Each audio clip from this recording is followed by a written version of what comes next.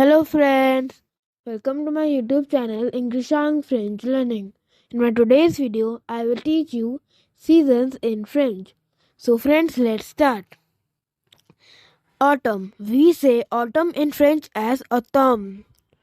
Automne. En automne, les feuilles tombent, il fait du vent.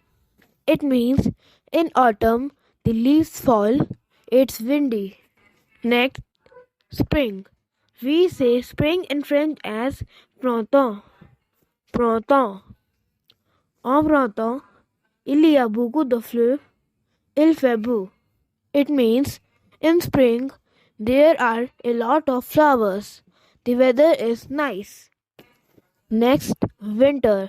We say winter in French as l'hiver. Hiver. En hiver, il neige. Il fait froid et la terre est blanche. It means in winter it snows. It is cold and the earth is white. Next, summer. We say summer in French as été. Été. En été, nous allons à la plage. Il fait chaud. Le soleil brille. It means in summer we go to the beach. It's hot.